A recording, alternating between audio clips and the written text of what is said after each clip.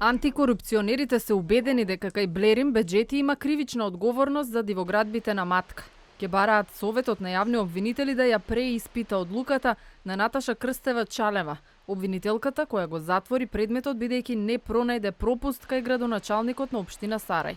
Ке побараме Советот во рамките на своите законски надлежности да ја преиспита работата на јавниот обвинител од овој предмет, како и донесеното решение по истиот.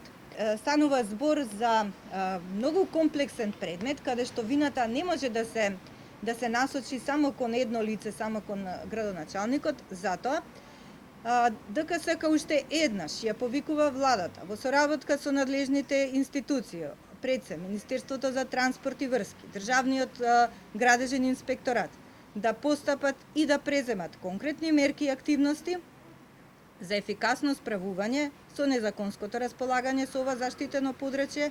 Обвинителката Чалева не сака да комуницира со новинари, ниту за став по одлуката на комисијата, ниту за брифинг за случајот матка. Преку пиар службата во обвинителството порачува дека антикорупцијска не се оштетени во случајов.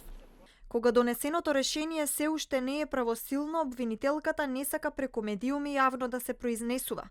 Во конкретниот случај, донесеното решение е доставено до Државното правобранителство со право на жалба, бидејќи ги штити имотните интереси на државата. А до Државната комисија е доставено писмено известување за причините за отфрлената кривична пријава, тие не се оштетени туку подносители на иницијативата за кривично гонење. Според соопштението кое предвадена го пратија од обвинителството кај Беџети, не е најден никаков пропуст, бидејќи 2 месеца по инспекцијскиот надзор во јуни лани, градоначалникот ги отстранил недостатоците. Во неговото постапување не се пронајдени елементи на злоупотреба на службената положба или пак несовесно работење во службата. Платформите на матка се градени на диво, без дозвола за работа, а се во заштитено подрачје, порачаа екоактивистите. Оние на кои се изнајмуваат чамци за прошетки низ езерото не се регистрирани за воден сообраќај. Контрола врз чамците кои секојдневно превезуваат туристи нема од ниту една институција. Досега ненадлежни за дивоградбите на матка се прогласија повеќе институции. Инспекцијскиот совет, Министерството за животна средина, но и Државниот инспекторат за градежништво и урбанизам. Откако Министерството за транспорт и врски ги повика да излезат на терен.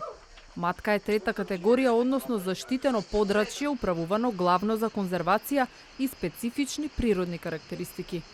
Од антикорупцијска денеска упатија и апел до надлежните за побрзо носење на законот за матка со кој ќе се дефинираат зоните, која е строго заштитена, која е за активно управување и третата за одржлив развој.